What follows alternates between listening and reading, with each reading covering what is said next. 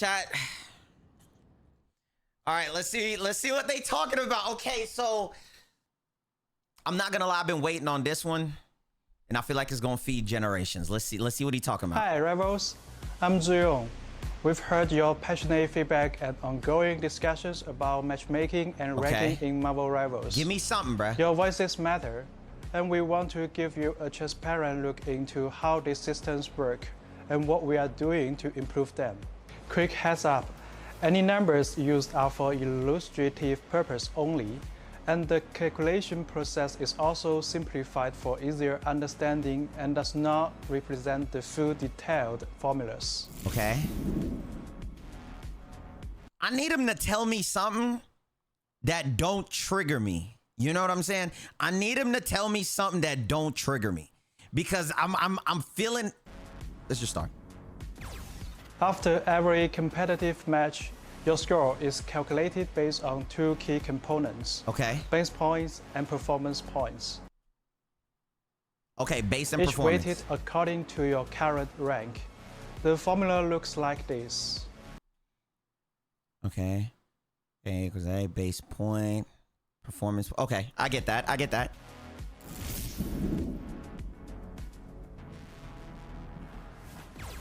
This depends on match outcome, your current competitive score, average competitive score of the enemy team. First, the match result determines whether you gain or lose points. Win and you will gain points, lose and you will lose points. Okay. Second, the difference between your competitive score and the enemy team's average competitive score affects how many points you gain or lose. Okay. All right. All right. Chat, is the volume good? The volume's good? If a player's competitive score is lower than that of the enemy team, the system recognizes that the player is challenging a stronger opponent. In this case, a victory will grant an extra bonus to the base points, while a defeat will result in fewer points deductions. Okay, perfect. So basically, very simplified, but I'll say it for somebody who don't get what he said. If you're facing people who have a higher rank score than you, then you're gonna get, if you lose, you get less point, you lose less points. If you win, you gain more points. It's kind of like if you're facing somebody stronger. The reverse applies when facing lower ranked teams. Okay, makes sense. That we knew. Examples: players' competitive score 3,500, enemy team's average 3,500. Okay. Win plus 20 base points. Lost minus 20 base points. Makes sense because it's a balanced match. We're head and head. It's an equal balanced team. Fair. Okay. Players' competitive score 3,500. Enemy team's average 3,700. We get more. Win plus 25 base points. Okay. Lost minus 15 base points. Okay. Players' competitive score 3,500. Enemy team's average 3,300. Gain less. Win plus 15 base points. Okay. Lost minus 25 base points. Okay, because you shouldn't be losing to somebody that is way worse than you, is what they saying. So they get more. Okay. Okay. I'm locked. This reflects your individual performance tailored to your hero's role. Performance points reflect how well you played during the match. Because heroes in Marvel Rivals have widely different powers and roles, we don't just tally up stats. Even if two players contribute equally to the outcome, their raw stats may look very different depending on which hero they played. Instead, to accurately evaluate your impact, we use several steps to calculate performance points. For each hero used in the match, we normalize match stats to a per 10-minute value and convert that into a single performance value. We compare that to the average performance value for that same hero at your rank, also per 10 minutes. That gives a hero-specific performance coefficient. The better you perform versus the average, the higher your coefficient. If you played multiple heroes, we time weight those to get your match coefficient. We then compare your performance coefficient to your team's average to determine your final performance points. Examples. A Diamond 1 player spends 4 minutes as Loki and 6 minutes as Invisible Woman in a 10-minute match. Let's break down the performance points calculation.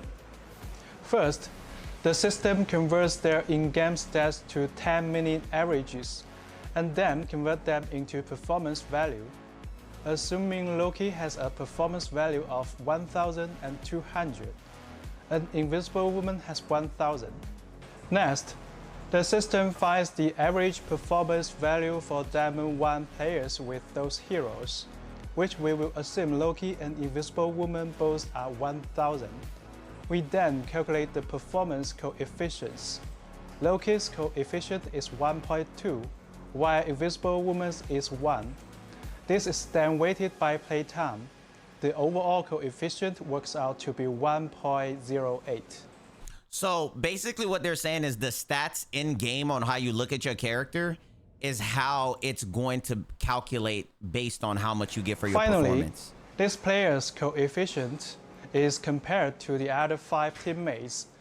Let's say that they are 1, 1, 0.8, 0.8, and 1.15, resulting in an average of 0.97. This gives us the final adjusted performance coefficient of 1.11. It's not that if you don't switch, you get more points. It's kind of like when you go here and you look at your stats, like all of these stats add in to basically what's telling the system on average of what you average in the game, like damage per second or average damage within the 10-minute marker. That's why it's always broken down here. So it's not too different from like what Smite does and like other MOBA games based on your average of what you're doing, kind of like when you're laning, how long you're laning for, how long you're jungling for. It is the same exact concept. So with that, the system is getting the average with the stat wise of what's being used around in that rank of where you are to see if you're actually cooking. You know what I'm saying? All right, let's see. Once both your base points and performance points. And if that's too hard, then it's easy because sometimes you'll say, okay, on average, a Loki average, let's say a Cloak and Dagger averages let's say 20,000 heals or 15,000 heals every 10 minutes. If you're performing under that, and let's say you got 15 to 17,000, you don't hit that high performance level. You see what I'm saying? Because it's based on every 10 minutes. So don't look at it as in like it's tough to understand. Look at it like per 10 minutes, every 10 minutes on what it is. You see what I'm saying? I'm just trying to make it easier for you guys to understand. Are calculated. Your final score is determined by weighting these two paths. The weights vary by rank. As you climb the ranks, the weighting of base points will gradually increase, while performance points weighting decreases. In lower ranks, performance points have a higher weight to help skilled players rise faster. Higher ranks shift weight towards base points for consistency.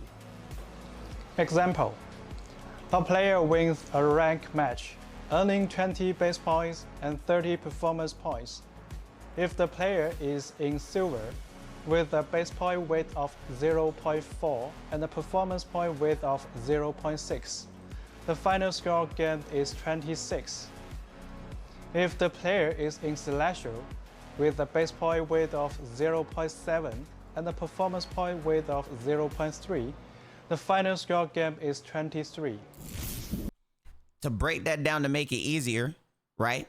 What that means is the rank requirement of a person in gold per 10-minute average is X. If you're smurfing and you're going to surpass that average of what an average gold player is, you gain way more points because per 10 minutes, your per 10 minutes is way stronger than their per 10 minutes. An actual gold player versus an actual skill level player of a diamond, GM, celestial, etc. That's what you would get.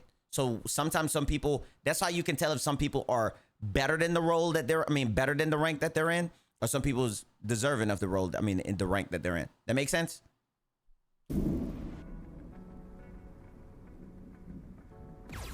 Our players hail from all corners of the globe, each with different time zones and connection speeds. Balancing fast matchmaking with fair matches has always been our challenge and focus for ongoing improvement.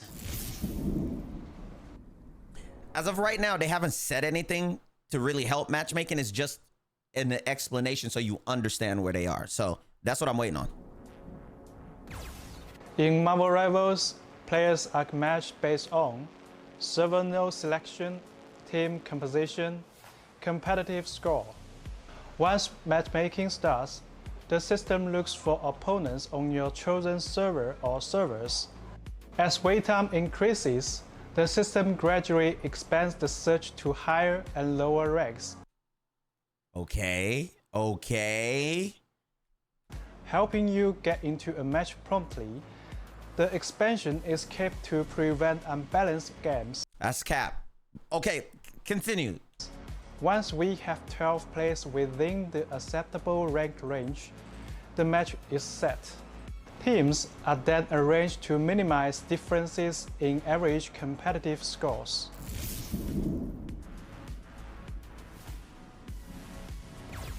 Team matchmaking is based on team size. For fairness, a 6-player team will only face another 6-player team. Okay. Finding an exact match can take time when taking into account all the factors, like competitive scores. I gotta go back. He didn't elaborate. He didn't elaborate. Hold on. Team matchmaking is based on differences. The match is the expansion is kept to prevent unbalanced games. Once we have 12 players within the acceptable rank range, the match is set. Teams are then arranged to minimize differences in average competitive scores.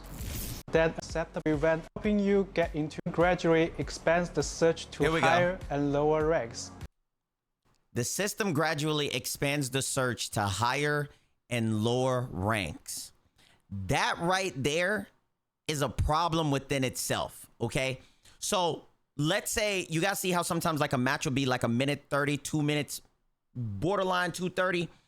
The problem here is, right, the match results, sometimes you'll get a players on the other team that, let's say they all got the same competitive score, right around the same, but then you got some people who are less, and now it makes sense because you got people who are less, and those people who are less, you can see on your team based on how they don't know positions, how they don't know where to stand, how they don't know what to do, and they don't know how to counter swap when the other team actually understands that because their competitive score is actually higher. They're around the same level. So that is a problem within itself because one, which also adds to the fact on why they don't want you to avoid too many people. Because the system that searches high and low means that you get people on your team that isn't the same rank to make the queue times faster. I'm okay with a 3 to 4 minute queue time to get me the right people on my team to not rush it in immediately. Helping you get into a match promptly, the expansion is kept to prevent unbalanced games. Once we have 12 players within the acceptable rank range. Very important that you guys pay attention to acceptable rank range is that if the system do get you somebody that's your competitive level, but yet this system found you somebody a little bit lower than your competitive level, as long as, if let's say, here's the thing that makes it uneven. Let's say somebody on the other team is teamed up. They got a GM player. You could get a GM3 player and all diamond ones. They have it on the other team. Our team is all diamond ones. It means that the player that's diamond one on our team, one of them is stronger than the player that's the GM3, even though they have a GM3 player because their competitive score is lower. This is nothing different from what a lot of game devs do, especially like within matchmaking. So I'm very like understanding of it, right? The next problem here is that whenever you get somebody with a less competitive level, it's not going to change the system up too much because the system is then going to register to say, hey, as long as they're within this range, they should be fine and they should have an understanding of what's going on. So this, on an average, is still a balanced match when in reality, it isn't. You see what I'm saying? So that's something that's really important to me to really look into because that part right there, acceptable rank ranges. Where is the ranges of what's considered acceptable though? For where the system is actually going to place it to say, hey, let me get this person. Because just because the person is Diamond 1, Diamond 2, GM3 doesn't mean that they're at the competitive level of what's required to be GM3, Diamond 1, and Diamond 2, because they could be Diamond 1 and Diamond 2, but have the competitive level of a Plat 1 into Diamond 3 level, but they have the rank credibility for it. So I'll continue here. The match is set. Teams are then arranged to minimize differences in average competitive scores. Okay.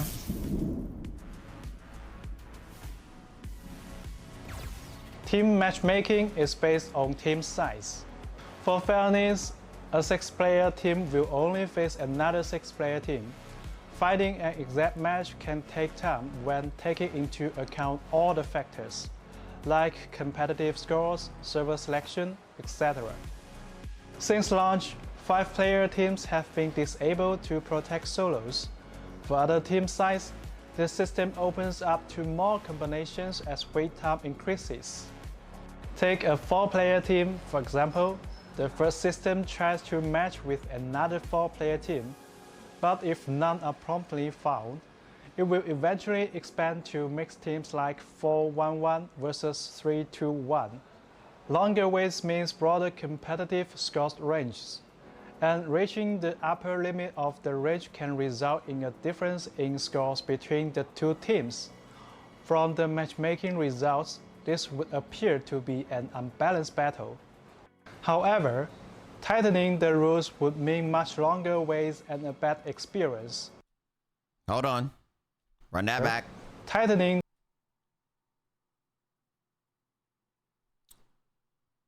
That's not true.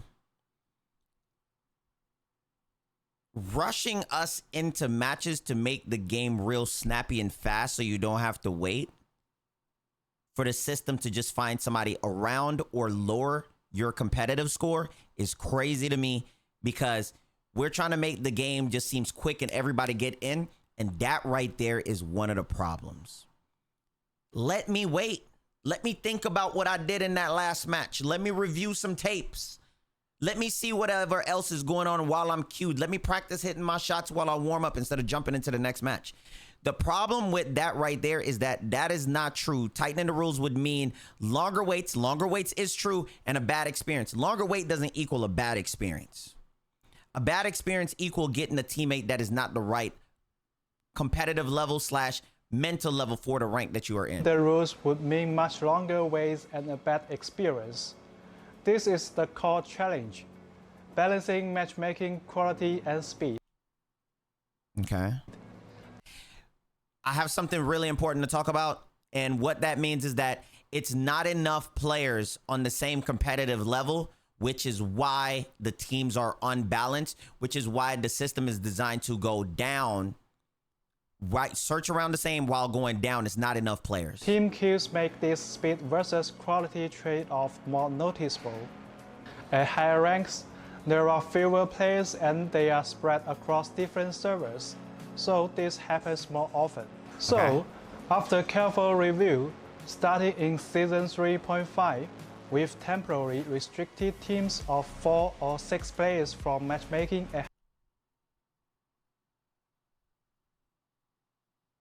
Oh. Oh, wait. Wait, what? Okay. higher ranks, where their balanced matches are harder to find. Moving forward, we will continue to explore new solutions to better meet the diverse needs of players. Okay. To help you better understand how the matchmaking system works, here's an example scenario. Suppose player A teams up with player B and player C to queue for competitive. In this scenario, player A is Diamond 1, player B is Diamond 3, player C is Platinum 1. The average rank of this 3-player team is around Diamond 3. Because it's roundabout. It's rounded up. Okay? It's rounded up. I need them to explain this one clear to me, because else I'm gonna say something. They select only the Oregon server node for matchmaking. Okay. Since there aren't enough teams of the same size and rank in the queue on this node. Okay. The matchmaking system gradually expands the search range as time passes. Okay. After 5 minutes, the system finds 9 more players who meet the criteria. These 9 players include another 3-player team with an average rank of Platinum 1, a 2-player team with an average rank of Diamond 2, and 4 solo players. Player D, Diamond 1, Player E, Diamond 2, Player F, Platinum 1, Player G, Diamond 2. Okay, now let's talk about this, right? The first team, the 3 players that are queued up is Diamond 1, Diamond 3, and Platinum 1. After a certain amount of time, the system is then going to find out if it's taking too long to find an average rank of Platinum 1. That right there already lost me. To find the average rank of Platinum 1. Usually, most games like this only use this formula that extensively when the game doesn't have that many players. You cannot give me somebody who's on you cannot give me 3 other teammates that are average Platinum 1 when we got Diamond 1, Diamond 3, and a Platinum 1 together, because that Platinum 1 isn't really a Platinum 1. He's just late getting on the game. They're all Diamond. These just late getting on the game. So now you're giving me players who are actually Platinum versus niggas that are barely Diamond GM levels. You know what I'm saying? To ensure fairness, the system first places the 2 3-person teams on opposite sides. Okay, then, run that back. System first places the 2 3-person teams on opposite sides. Okay. Then, the remaining team compositions are Set A, 3-player team plus 2-player team plus 1 solo player. Set B, 3-player team plus 3 solo players. Now, the exact team split is determined by the solo players to make both sides' average ranks as close as possible. The fairest division is Set A, 3-player team, Diamond 3 average, plus 2-player team, Diamond 2 average, plus Player F, Platinum 1. Set B, 3-player team, Platinum 1 average, plus Player D, Diamond 1, plus Player E, Diamond 2, plus Player G, Diamond 2, plus Player E, Diamond 2, plus Player G, Diamond 2. Okay, so very important here for you guys to really pay attention to. I got a lot of friends who are in the dev scene, especially like with gaming. I've been doing this for a long time, chat. This is so fun. The thing that goes on here, one of the issues with this is that you have to listen to keyword, because keywords are in search results / data, right? The data is usually compiled for certain keywords for the AI to actually generate to look for certain things. And one of the things that he keep elaborating on is average, right? Now, you got to say, what's the explanation of what the system is doing? Is the system actually giving me an average of where you are as a player and not where you currently are ranked as a player? Those are 2 very important differences that you have to look into. And that's not just something that is used in this game. It's used in social media. It's used in a broad scope of a lot of different things that matchmaking and just finding your right feed, having the right composition is a part of. So if you're using average versus the player rank, that is a huge difference for me on why you can also have that off balance. Because if you give me somebody who averages Platinum 1 on season after season after season, Platinum 1 to Platinum 3, and you give me a player who is Platinum 1, but they're just at Platinum 1, but they're in GM, but they're just at Platinum 1 right now at the moment because of work or whatever it might be going on, that is 2 different level skill players that the system is actually giving me. So in which way is the system directly searching to give me a fair balance. Now, you can say it's off of competitive score. Is it the competitive score at the end of the season on what you average, or is it the competitive score of what you currently have right now throughout the time period of you playing Marvel Rivals? Those are the things that I would like him to actually tell me on where it's at, to let me know if I'm actually getting the right players. Because currently right now, from what I'm seeing and what he's told me so far, up all the way till 11 minutes and 36 seconds, is that there's a high chance that the system is giving me players that are not on the same skill level, which is why I'm dealing with the players that I'm actually dealing with currently in my games. And I don't want to take this from this, so let's lock in. In this scenario, there are still notable rank gaps within each side. Okay. For example, Side A's player F, Platinum 1, and Side B's player D, Diamond 1, each have a 2 to 3 division differences from their teammates. This means there can be internal team imbalances. Assume once the match begins, the role selections are as follows. Side A, the 3-player team picks a Vanguard player A, Duelist player B, and Strategist player C.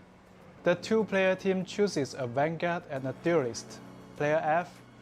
A Duelist main sticks with his preferred role instead of filling the missing Strategist slot. Okay. To balance the team, the Duelist player B from the 3-player team fills as a Strategist. Side B, the 3-player team picks a Vanguard, Duelist, and Strategist. Player D picks an additional Strategist. Player E picks another Vanguard. Player G picks another Duelist. We believe that this is a situation many players have encountered before. A situation? 2 Vanguard has, I could count on hands how many times I get 2 Vanguard to it. In this case, Side B has a strategic advantage. Wait, they have a what advantage? In this case, Side B has a strategic advantage. Okay. As all 6 players are playing their main. Okay. That is perfect. That's a good explanation. Because right here, player B, who went strategist, but he's really a DPS. You're already down right there. And they understand that because that's not their main role. Okay. Roles. On Side A, a Duelist main is forced to fill as a strategist. Okay. And the lowest ranked player is also playing Duelist, which may weaken the team's synergy.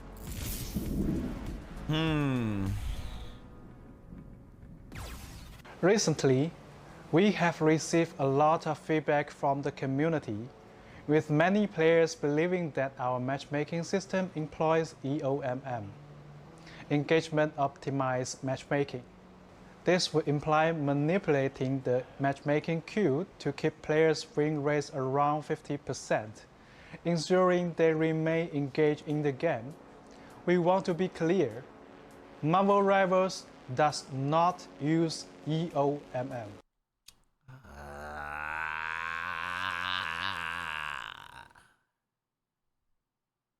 Okay. Now, you don't use EOMM, right? You don't. You say you don't. But I'm already seeing where the matchmaking bot is flawed, bruh. I'm already seeing where it's flawed, bruh. So, why do some matches feel uneven? Okay, talk to me. Why do certain players encounter win or loss streaks? Talk to me, please. Please tell me, is it me? Is it me, nigga? We would like to take this opportunity to provide some insights, hoping to clarify some of the confusion for everyone. Talk to me nicely, because I get offended easily. Please. Please, talk to me nicely. Say it in a whisper tone. Okay. In a competitive two-sided game, Okay. the fewer players on each side, the more accurately the competitive score reflects individual skill. However, as team size increases, this accuracy drops, since even if both teams have identical average scores, other factors like teamwork and coordination can sway the outcome. Additionally, because we don't lock roles, players might end up playing a role they are less comfortable with, which means they may not perform at their rank's full potential. I'm not gonna speak, I'm gonna let you finish. Even if you are assigned your preferred role, playing a hero you are less skilled with can also affect your impact in the match. So, why don't we add role queue? First, no, all right. You didn't elaborate as much as I thought. There's countless games where players are playing their preferred roles, and the IQ/skill mechanical level is not there compared to other players. There's plenty of times, especially me being a I feel there's players that pick and play what they want, but they're just not good. They're just not good. They're outmanned and outgunned by the other player, diffed heavily, and they cannot keep up. That is a problem with, I'm gonna say, the competitive level, right? The competitive level, or that's a problem with boosting. Where's boosting or something being taken into the account? Where's the win rate of that character being taken into the account?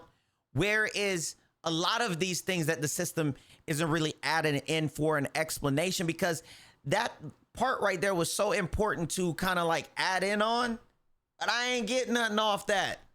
You kind of jumped into why we don't roll queue. You going past what I need you to explain to me. That was a big explanation, but I'm gonna shut my chicken eating self up and let you continue. we believe that allowing players the freedom to play as their favorite superheroes and team up with others to create diverse creative team combos encourages more varied strategies and... See, this is changing the goalpost. The goalpost just changed because of what we were talking about versus where this just went. Is gameplay. Second, adding role-based matchmaking would significantly increase queue times, while still failing to fully eliminate skill discrepancies between matches. Where there are choices, there will be differences. Objectively, it's quite challenging to have an equal number of players across the three roles. To strike a balance between matchmaking speed and fairness, the competitive score ranges for each role would have to differ. Roles with fewer players would have lower competitive score thresholds. Roles with Oh, that's scary. That's actually ugly right there. I don't like that. I don't like that. I don't like that at all. Hold on. fewer players would have lower competitive score thresholds, while roles with more players would require higher thresholds. This, in turn, will lead to greater variance in match quality. We are working to introduce more interesting vanguards and strategies in future. I just gripped the carpet with my toes so hard hearing that. Updates to give players more choices, but these changes will take time to develop. We thank you for your patience. That's it. Oh. Statistically, win and loss streaks are a matter of probability. For example, if two sides are truly 50-50, over 3 games, the chance of 3 consecutive wins or losses is 12.5%. Over 10 games, the chance of 3 or more wins or losses in a row rises to 50%. So, over enough games, everyone will eventually experience win or loss streaks. For those interested, you can use tools to calculate the probability of achieving a streak, whether it's 5 consecutive wins or 5 consecutive losses, under different win rate scenarios over 10 matches. Of course, the game isn't pure math. Several in-game factors can increase the likelihood and impact of streaks, making these experiences feel more pronounced. For example, team average scores are rarely perfectly balanced, So actually win rates may not be exactly 50%. When queuing consecutively, you may face some of the same players in back-to-back games, which Back to back to back to back to back. I had a nigga in like 6 of my games. I had to block him. I even waited. Gave him time. And he was still there. can carry over the outcome chance from previous matches.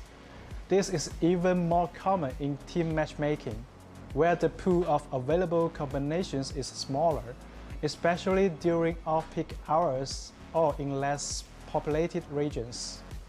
Even if the probability of a streak occurring is just 1%, Marvel Rivals' large player base means many will experience that.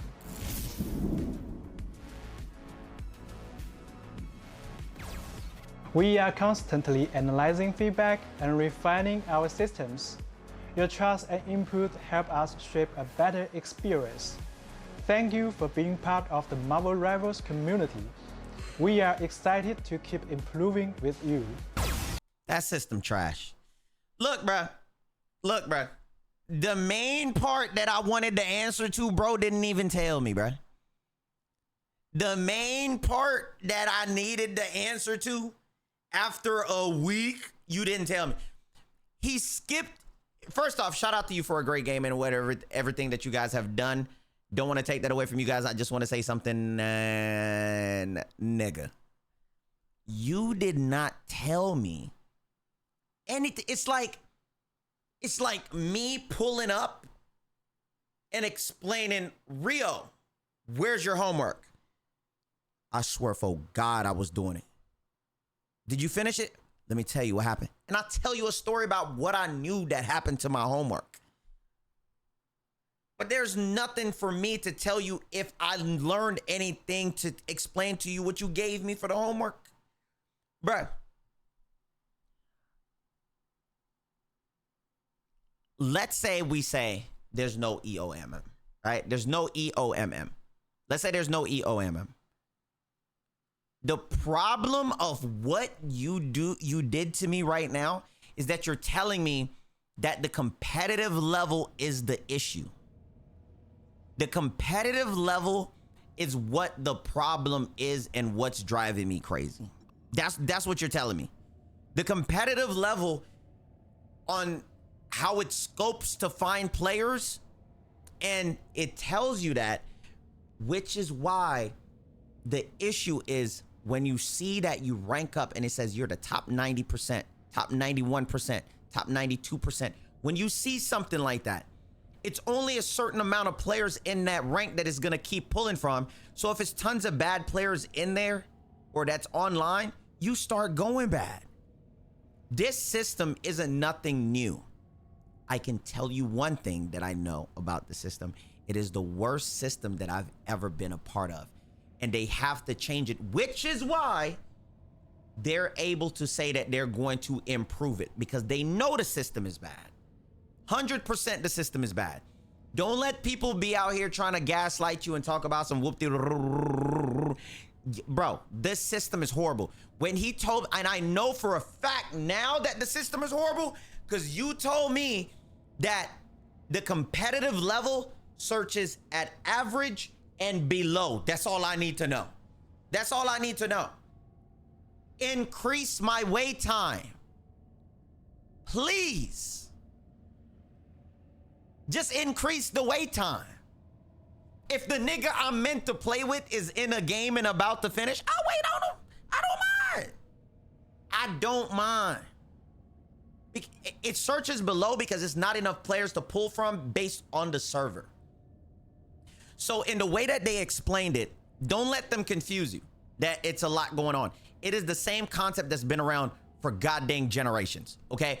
The way it works is server, competitive level, AKA player average, which also I needed him to explain because he's not talking about what average the system is working on. Is the system searching for your overall average score of a player, of where you average, if you average diamond 1, plat 3, plat 1, diamond 2, where your average is or where you're currently at now, right? You see what I'm saying? So a lot of those factors also take in. So you got the server that you're on that limits you. You got the rank that you're in that limits you to a certain amount of players that's in there. And then you got the competitive level of those people in that rank that they try to balance out based on the team. So let's go. Let's say you're on a team that kind of sucks. Yeah, that's because they try to queue you up with another team that kind of sucks, right? But you got the highest competitive level on your team. Now you're on a team that kind of sucks. And now the other factor is that other player won't change. So you can't carry stupid. So now you're kind of stuck. Instead of waiting for you to be in a match with other players that are your peers. And competitive level tells you mechanically on how they carry and perform of what you should be dealing with. You see what I'm saying? Are we all on the same page here? Now, knowing in the system that a player that playing out of their role is not as good as of a player. Now, let's say this. Let's slow this down and make this easy for y'all. Let's say, right? Let's try to get this together and try to lock in, right? Very important. I want to go over a couple more things, but I don't want to make this video too long, so I'm going to go into something else. I'm going to talk about something else. All right, chat?